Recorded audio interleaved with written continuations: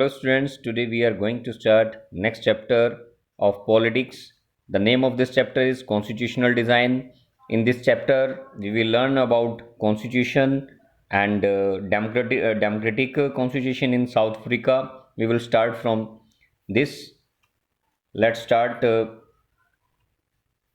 contents. What we are going to learn in this chapter, first of all, we will know about what is the constitution, and after that democratic constitution in South Africa. We will take the example of democratic constitution in South Africa, and how was the struggle against apartheid, the end of the policy of apartheid towards a new constitution, or Nelson Mandela. After that, we will learn about why do we need a constitution, do we need a constitution, circumstances under which the Indian constitution was drawn up. After that, the part 2 constitution. These are the contents which we are going to learn. The Constituent Assembly. After that, we will learn about Indian constitution, a living document, and at last we will learn about guiding values of Indian constitution. So students, these are the contents which are going to cover in this chapter number 2, constitutional design. Let's start from the introduction. This lesson deals with the word constitution as a whole. The example of South Africa with respect to apartheid is explained. The period in which Indian constitution was made is discussed. The key features of Indian constitutions are discussed.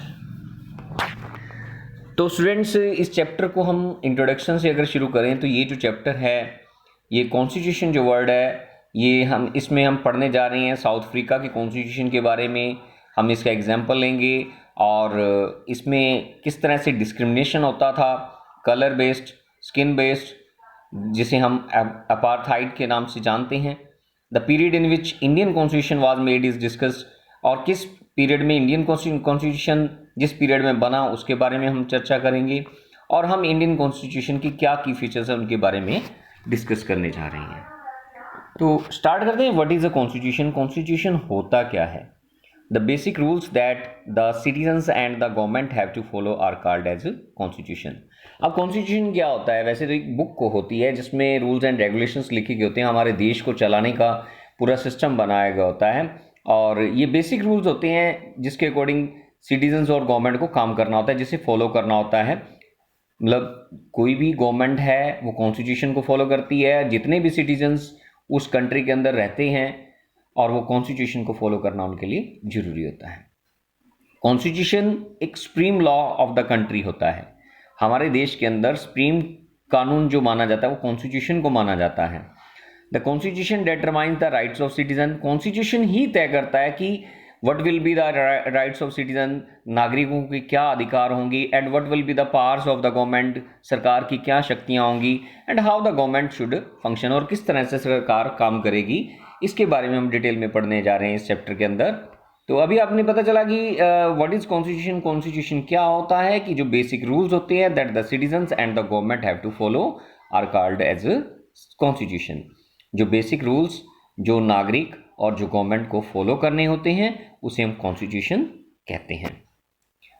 Democratic constitution in Africa की अगर हम बात करें कि किस तरह से south Africa के अंदर डेमोक्रेटिक कॉन्स्टिट्यूशन लाया गया और स्ट्रगल किस तरह से वहाँ पर सबसे बड़ी जो रेशियल डिस्क्रिमिनेशन हुआ करता था, रेस और स्किन के बेस पर, जिसे अपार्थाइड पॉलिसी बोला गया था. नेल्सन मंडेला ने इसका विरोध किया था. इस पॉलिसी का जो स्किन बेस्ड और कलर बेस्ड जो डिफरेंस था उसका विरोध किया नेल्सन मंडेला ने, और डेमोक्रेटिक कॉन्स्टिट्यूशन सेटअप किया साउथ अफ्रीका के अंदर. और नेल्सन मंडेला जो थे पहले ब्लैक जो है प्रेसिडेंट बने थे साउथ अफ्रीका के, और डेमोक्रेटिक कॉन्स्टिट्यूशन बनाया था उन्होंने. तो अब हम बात करते हैं अपार्थाइड होता क्या है. Apartheid is the refer to the policy of discrimination on the basis of race, skin, colour. Race और स्किन कलर के आधार पर जो भेदभाव किया जाता है किसी व्यक्ति विशेष के साथ, किसी ग्रुप ऑफ पीपल के साथ, उनकी कलर को लेकर, उनकी स्किन कलर को लेकर या उनकी रेस को लेकर जो भेदभाव किया जाता है उसे हम एपार्थाइड पॉलिसी या एपार्थाइड बोलते हैं, यानी रंग नस्ल की जो भेदभाव किया जाता है रंग के आधार पर। तो आगे हम आज के लिए इतना ही काफ़ी है ये कंटेंट, हम इसको डिटेल में पढ़ेंगे। Thanks and have a nice day. आपने इनको अच्छे से पढ़ना है और जो वन वर्ड कॉन्स्टिट्यूशंस हैं, वन वर्ड जो क्वेश्चन आंसर्स हैं और एमसीक्यू इसमें से नोट करने हैं और लर्न करने हैं। यही आज का आपका होमवर्क है। Thanks and have a nice day.